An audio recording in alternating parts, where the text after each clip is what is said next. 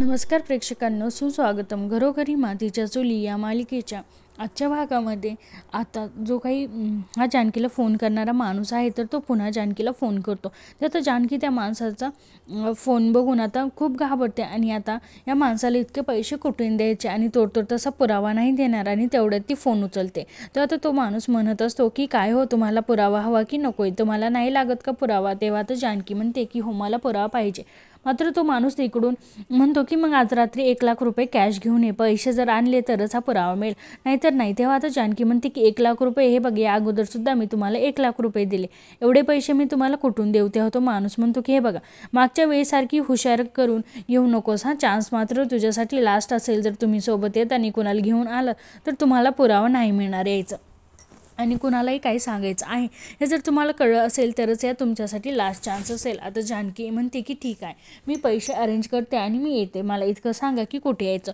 तो माणूस म्हणतो की बघा, कुठे भेटायचं आहे हे मी तुम्हाला वेळ आल्यावर सांगेन, पैसे तयार ठेवा, आज रात्री पुरावे तुमच्या हातात मिळतील. तर जानकी म्हणते की जर पैसे देऊन पुरावे नाही मिळाले तर मग काय करायचं? तो माणूस लगेच फोन कट करतो. ते आता जानकी हॅलो हॅलो करत असते आणि जानकीला खूप आता टेन्शन येतं. जानकी म्हणते की काही झालं तरी शेवटी मला हे पुरावे मिळवावेच आहेत आणि त्यासाठी पैसे तर मला अरेंज करावेच लागतील. आता इतके पैसे मी आणू कुठून? इतके पैसे कुठून अरेंज करायचे? आता जानकी विचार करत असते. मात्र इकडे सुमित्रा खूप रडत असते आणि ती ऐश्वर्याला रडत सांगत असते की हे बघ, या घरात राहणं खरंच माझं खूप कठीण झालेलं आहे.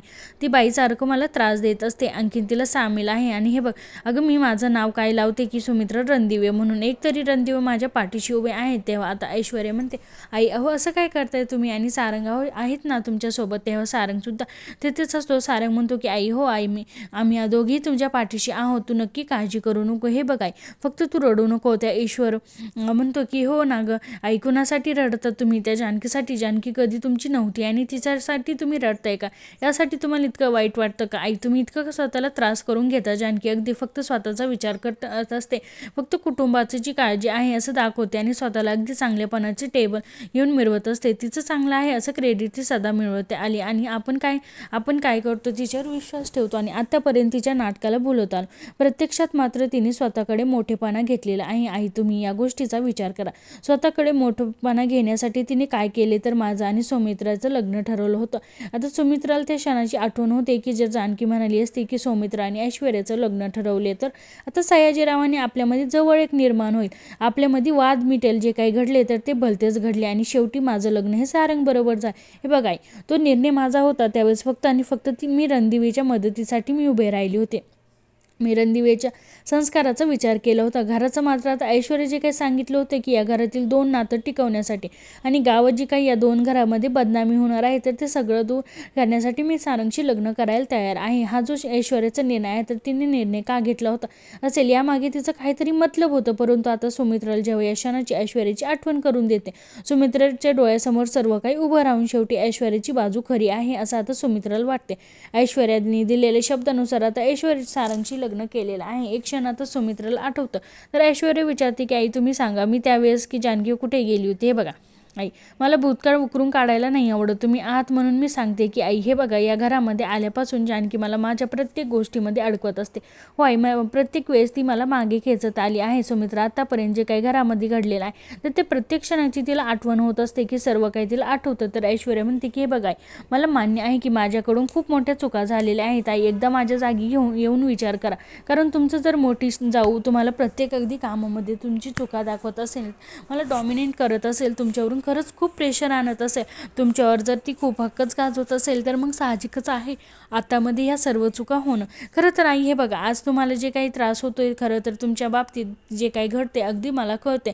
आणि बघा, जे ती खोटी बाई आहे पार्वतीच्या सोबत, ती जी काही करते तर जानकीसुद्धा माझ्यासोबत तेच केलेलं आहे. प्रत्येक क्षणाला प्रत्येक वेळोवेळी तिने मला या गोष्टीचं जाणीव करून दिलेली आहे की माझी या घरामध्ये कोणीच नाही, या घरामध्ये मला कोणती हक्क नाही, म्हणून एकटीच आहे आणि ही माणसं आहे तर ती माझी नाही आहे. त्या घरात मला कोणी अधिकार नाही आहेत आणि तीच मुख्य आहे, तीच मोठी आहे. हे बघा, ती बाई या घरात आल्यापासून तिने तुमच्याकडून जे काही हक्क आहे तर ते काढून घेतले.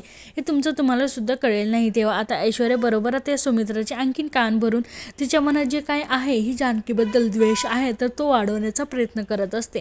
आणि हे बघा आई, जेव्हा ती बाई आपल्या घरात आली आणि जानकीने जो काही कुटुंब क्लेशाचा घाट घातलेला आहे, तेव्हा तो घाट जर तिने त्यावेळेस घातला नसता, आज मात्र आपल्या घरामध्ये सगळं महाभारत घडलंच नसतं. मात्र आता या क्षणाची सुद्धा सुमित्राला आठवण होते आणि ऐश्वर्या आता अगदी सुमित्राला फडकावून म्हणते की आई आता बाद झाला, हां खूप झालं, परंतु यापुढे मात्र आम्ही दोघी तुमच्यासोबत आहोत. तुमची धाकटी सून ऐश्वर्या आणि तुमचा हा मुलगा सारंग दोघी तुमच्यासोबत आहोत. तुम्ही एकट्या नाहीत, आपण मात्र दाखवून देऊ त्या जानकीला आणि तिच्या सासूला या घरावर त्यांचा हक्क नाही म्हणून तुला सुद्धा तितकाच हक्क आहे. हे बघा आई, यापुढे अजिबात तुम्ही सहन करायचं नाही. म्हणून आता सुमित्राचं तर ऐश्वर्यावर पूर्णपणे विश्वास बसतो. सुमित्रा आपल्या डोळ्यातील पाणी पुसत उठते आणि म्हणते की हो, नाही सोडणार, आता या घरावर सुद्धा मी माझा हक्क नाही सोडणार. आणि त्या जानकीचा सुद्धा आता त्या बाईला सुद्धा आता मी वटणीवर आणेलच माझ्या रणदिवे कुटुंबासाठी. मी किती कष्ट केले, किती कष्ट खाल्ले हे मला माहीत आहे. त्यामुळे हे बघा, मी माझे हक्क नाही सोडणार. आता ऐश्वर्या म्हणते की हो, अगदी बरोबर आहे तुमचं, अजिबात तुम्ही हक्क सोडू नका. हे बघा, आपण एकत्र आहोत, आम्ही आहोत तुमच्यासोबत. सारंग म्हणतो की हो आई, आता आपली यापुढे एक टीम असेल. हे बघा, सौमित्र दादाला सुद्धा आणि शरूताईला सुद्धा आपण आपल्या बाजूने घेऊ. हे बघा आई, तू काळजी करू नको, शेवटपर्यंत आम्ही तुझ्या बाजूने राहू. ऐश्वर्या म्हणते की हो आई, आणि बरोबर प्लॅन करू. सुमित्राला आपल्या जाळ्यामध्ये अडकून आपल्या बाजूने वळून घेतात कोळी. सुमित्रा मात्र लगेच त्यांच्यावर विश्वास ठेवते. ऐश्वर्या सारंग आता एकमेकांकडे खूप खुश होऊन बघून हसत असतात. त्यानंतर आता जानकीला इकडे त्या पैशाचं टेन्शन येतं. जानकी आता त्या माणसाचा बोलण्याचा विचार करत असते की आजच्या रात 1,00,000 रुपये कॅश घेऊन या, म्हणून जर पैसे आणले तरच पुरावे मिळतील, तर तुम्हाला पुरावे नाही मिळण्यासाठी आता काय करूया. जानकीचा विचार करत असते की कुठून मी आता 1,00,000 रुपये आणू. आणि तेवढ्या तिच्या लक्षात येतं की सुमित्रा भाऊजी, म्हणून ती लगेच आता सौमित्र भाऊजींना फोन करते. जानकी वहिनींचा फोन बघून सौमित्राला खूप आनंद होतो. तो घाईने फोन उचलतो आणि विचारतो की जानकी वहिनी तू कशी आहे. तर आता जानकी म्हणते की मी तर मजेत आहे, आणि हे बघा तुम्ही कशा आहात, अवंतिका कशी आहे ती विचारते. तर सौमित्र म्हणतो की अगं वहिनी, एकदम सगळे दोघी मस्त आहोत. जानकी म्हणते की हो, चांगले आहात. आणि ते तर सौमित्रच विचारतो की काय गं वहिनी, काय झालं, इतक्या टेन्शनमध्ये का वाटते, सर्व काही ठीक तर आहे ना. तेव्हा आता जानकी म्हणते जरा मला तुझ्याशी बोलायचं होतं, म्हणजे महत्त्वाचं काम तुमच्याकडे होतं. आता जानकीला हेच कळत नाही की सौमित्र भाऊजींना पैसे कसे मागवतो. मग सौमित्र म्हणत असतो की अगं वहिनी बोल ना, काय झाले नक्की, कशाबद्दल तुला बोलायचं आहे, नक्की बोल, काही इतकं तू मनाला वाईट वाटून घेऊ नको. आता जानकी म्हणते की हे बघा सौमित्र भाऊजी, मला काही पैशाची गरज आहे. मात्र सौमित्र हसतो, अगं तू कशाला माझी फिरकी घेते. तेव्हा आता जानकी म्हणते की हे बघा भाऊजी, खरंच मला पैशाची खूप गरज आहे. आज मला पैसे हवे आहेत आणि सॉरी, मी अशा प्रकारे तुम्हाला पैशासाठी कॉल केला. तर सौमित्र म्हणतो की बघ वहिनी, अगं तू कशाला मला सॉरी म्हणतेस, आणि हे बघ तू माझ्याकडे हक्काने पैसे मागू शकते, किती पैसे तुला हवे आहेत. तर जानकी म्हणते की 1,00,000 रुपये. सौमित्र विचारतो की अगं वहिनी 1,00,000 रुपये, आणि इतके पैसे तुला कशासाठी हवे आहेत बरं.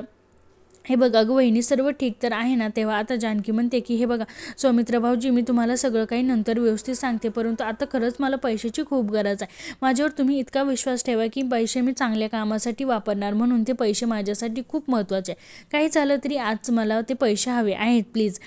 मला हे पैसे का हवेत आणि कशासाठी हवे आहेत हे सगळं काही मी तुम्हाला नंतर सांग. तर आता लगेच सौमित्रा म्हणतो की हे बघ वहिनी, तू काळजी करू नको, मी आता जातो तुम्हाला पैसे ट्रान्सफर करतो. आता जानकी म्हणते की अहो नाही नको आहे, मला ऑनलाईन ट्रान्सफर करू नका, मला कॅश हवी आहे. आता सौमित्रा म्हणतो की वहिनी कॅश कशी देणार बरं, मी इथे मुंबईला आहे आणि तू तिकडे आहे.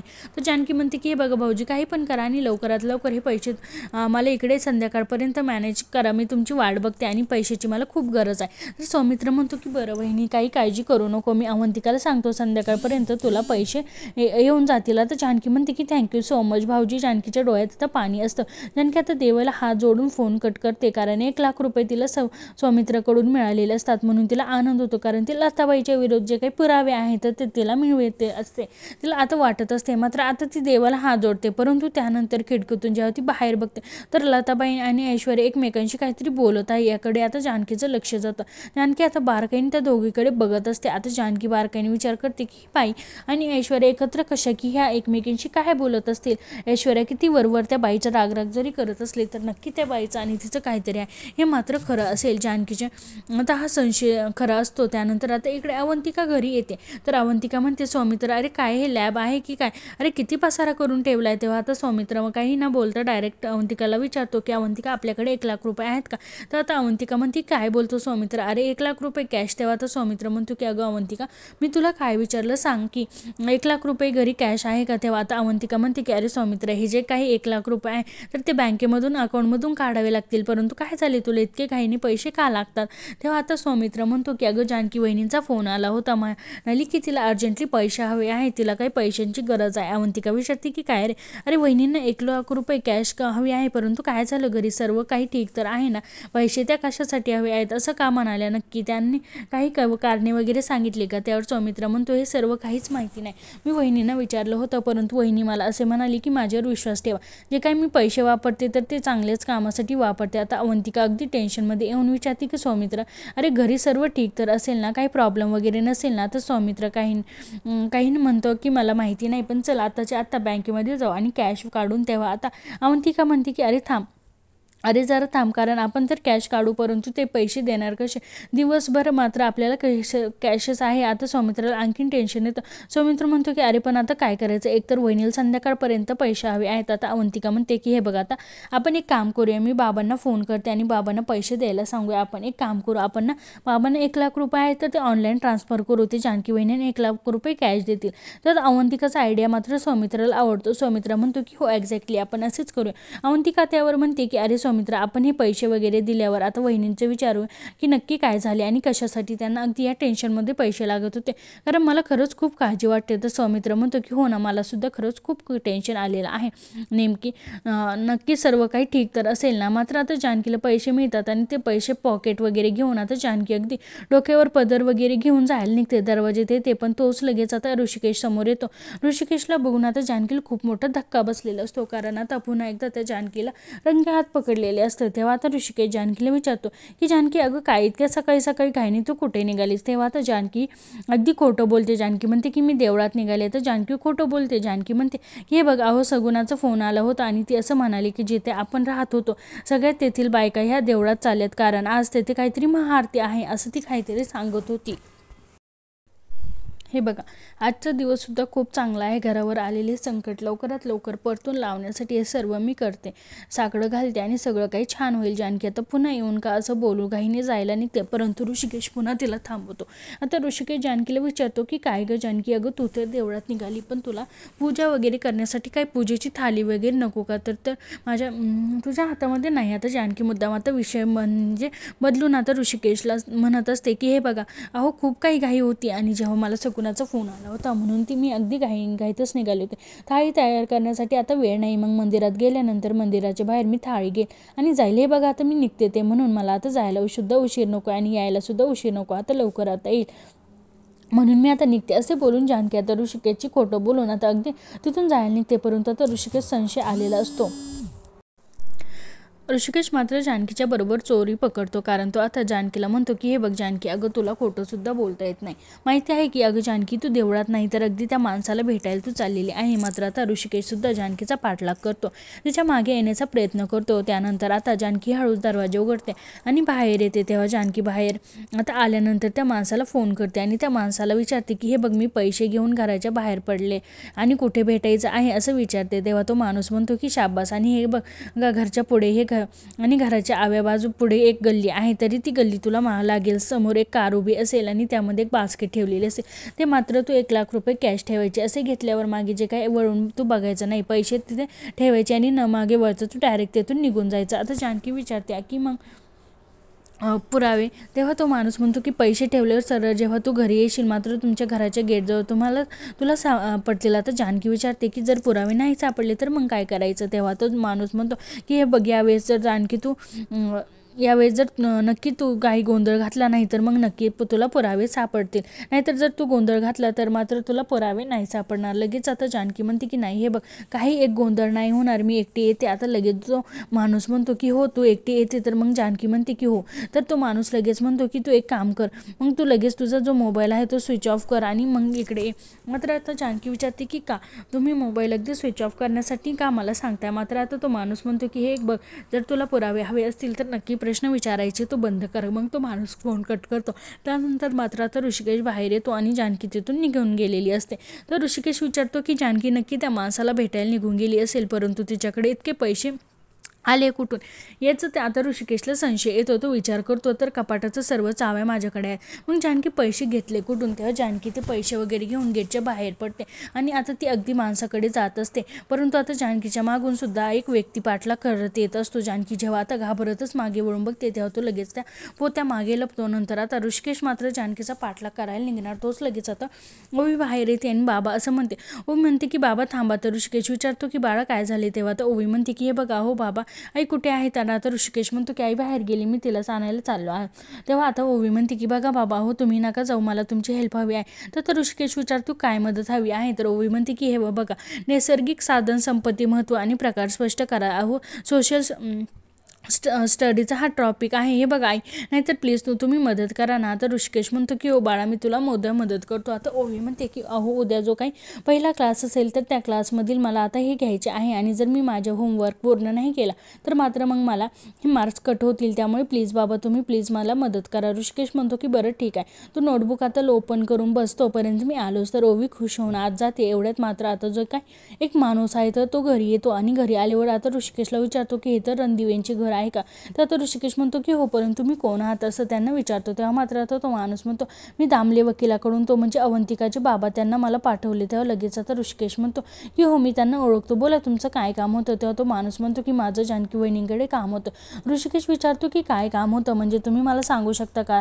आणि मी तिचा नवरा आहे. आता जे काही अवंतिकाच्या वडिलांनी 1 लाख रुपये आता दिलेले असतात, जानकीला द्यायचे सांगितलेले असतात, तर 1 लाख रुपये आता तो माणूस ऋषिकेशच्या हातात देतो आणि हे घ्या 1 लाख रुपये. आता ऋषिकेश बघत असतो. ऋषिकेश विचारतो की 1 लाख रुपये कशाला? तेव्हा आता तो माणूस म्हणतो की मला अवंतिका ताईंनी सांगितले की वहिनींना हे पैसे देण्यासाठी. हे बघा, तुम्ही आता एक काम करा, हे पैसे तुमच्या हातात घ्या आणि हे पैसे हातात घेऊन तुम्ही इथे सही करा, म्हणजे हे पैसे तुम्हाला मिळाले असं मला आता दामले वकिलांनी सांगता येईल. आता ऋषिकेश म्हणतो की 1 मिनिट थांबा, मी अगोदर जानकीला फोन करतो. नंतर आता जानकी त्या माणसाने सांगितल्याप्रमाणे आता आपल्या घरच्या समोर त्या गल्लीकडे येत असते. परंतु आता तो माणूस जानकीचा पाठलाग करत तिच्या मागे येत असतो. परंतु जेव्हा जानकी मागे वळून बघत असते तिला आता कसला तरी संशय येतो असतो. परंतु माणूस लगेच आता तिथे झाडझुडपत लपत असतो आणि पुन्हा जानकीचा पाठलाग करतो. जानकीचा मागे जात असतो. आता जानकीचा फोन स्विच ऑफ असतो आणि इकडे ऋषिकेश त्यावर फोन करत असतो आणि आता ऋषिकेश म्हणतो की जानकीचा फोन स्विच ऑफ काय येत असेल. आता ऋषिकेश अवंतिकाला फोन करतो. तेव्हा आता अवंतिका ऋषिकेश दादाचा फोन बघून काही फोन घेते. आता फोन उचलल्यावर आता अवंतिका हो दादा काय? तर लगेच आता ऋषिकेश म्हणतो की काय? तेव्हा आता अवंतिका विचारते काय वहिनी पैसे मिळतील का परत? मिळाले का परत? ऋषिकेश विचारतो अगं पण अवंतिका 1 लाख रुपये तू कशासाठी पाठव? लगेच अवंतिका म्हणते की दादा हे बघा, वहिनींनी सौमित्राला फोन केला होता, 1 लाख रुपये हवे आहेत म्हणून. अवंतिका लगेच आता सौमित्राला आवाज देते की स्वामी इकडे ये लवकर, ऋषिकेश दादांना फोन आहे असं सांगते. तेव्हा आता लगेच सौमित्रा तिथे येतो. अवंतिकाला म्हणते की हे बघा ऋषिकेश दादा तुम्हाला आता सौमित्राचं बोला, म्हणून सौमित्रा म्हणतो की हो ना दादा बोला. आता सौमित्र होऊन घेतो. तर लगेच आता ऋषिकेश विचारतो की सौमित्रा अरे हा सगळा काय प्रकार आहे? 1 लाख रुपये बाई तू जानकीला का दिलेत? पण तू इतके पैसे कशासाठी पाठवले? काय गरज होती? तेव्हा तो सौमित्र म्हणतो की अरे जानकी वहिनीला पैशाची खूप गरज होती म्हणून. आता सौमित्र म्हणतो की वहिनी सकाळी फोन आला होता. तर आता ऋषिकेश म्हणतो की 1 लाखाची तिला काय गरज असेल? जेव्हा आता जानकीचा फोन आलेला आहे ते झालेलं सर्व काही प्रकार त्याच्यामध्ये जे काही सर्व स्वाद झालेला तो सगळा तर सौमित्र ऋषिकेशला सांगतो. आता लगेच सौमित्र विचारतो की अरे दादा काय झाले? सर्व काही ठीक तर आहे ना? आता ऋषिकेश म्हणतो की हो अरे सर्व काही ठीक आहे, तुला नंतर थोड्या वेळाने फोन करतो आहे असं बोलून आता ऋषिकेश फोन ठेवतात. हे सर्व काय ऐकून सौमित्राने अवंतिका दोघांना सुद्धा खूप टेन्शन येतं. त्यानंतर आता इकडे तो माणूस जो पैसे घेऊन आलेला आहे तर तो म्हणतो की ऋषिकेश दादा हो सही तर करता येत नाही यावर. तर ऋषिकेश म्हणतो की बघा सही करण्याची काही गरज नाही. तर तो माणूस म्हणतो की अहो पण असं, तर ऋषिकेश त्याच्यासमोर हात जोडतो, माफ करा मग की तू कुणाला इकडे येण्याचा त्रास झाला. मात्र आता तो माणूस ठीक आहे असं बोलून तिथून निघून जातो. परंतु आता ऋषिकेश खूप टेन्शनमध्ये येतो. ऋषिकेश विचार करतो आता पैसे तर आता इतक्यात आले, परंतु जानकी नेमकं तिकडे कोण? काय पैसे तर नाही, मग कशी गेली असेल? का गेली असेल? ऋषिकेश आता खूप टेन्शनमध्ये येतो आणि जानकी काळजीसुद्धा लागते. तेव्हा प्रेक्षकांना हा भाग इथे संपतो. पुढील भागामध्ये आपण पाहणार आहोत की आता त्या माणसाला पैसे घेऊन आलेली असते आणि ते पैसे आता जानकी तिथे देऊन मात्र ती गाडीच्या मागे लपते आणि ते पैसे नसतात तर आता कागद असतात. तर जानकीने पूर्णपणे त्या माणसाला फसवलेलं असतं म्हणून तो आता सगळं काही पैसे वगैरे फेकून त्यातून जायला निघतो. परंतु जानकी आता त्याचा पाठलाग करते, त्याच्या मागे धावत असते. परंतु आता जानकी पडते. परंतु जानकी जेव्हा जिथे पडते तर ते एक अगदी असा लोखंड दंडुका पडलेला असतो. तर जानकी तो हातात घेते आणि जोरात त्या माणसावर फेकून मारते. तर तो दांडका आहे तर तो त्याच्या पायाला लागतो आणि तो अगदी खाली पडतो. धावत जाते आणि त्या माणसाची गचंडी मुष्टंडी धरून त्याला ओढते. मात्र आता जानकी बघते तर जानकी त्या माणसाचा जो काही चेहरा झाकलेला आहे तो हिसकावून काढण्याचा जेव्हा प्रयत्न करते तेव्हा जानकी विचारते कोण आहे तो, कोण का फसवते. तेव्हा जानकी बघते जानकीला त्या माणसाला बघून आता हे खूप खूप मोठा धक्का बसलेला असतो. तर प्रेक्षकांनो हा माणूस आता नक्की कोण असेल आणि का म्हणजे काय, आता ही जानकीला काही कळत नसतं. तेव्हा प्रेक्षकांनो आता पुढे काय काय होतं आणि कसं होते हे बघण्यासाठी आपल्या चॅनलला नक्की सबस्क्राईब करा. व्हिडिओ आवडला असेल तर नक्की लाईक शेअर करा. धन्यवाद.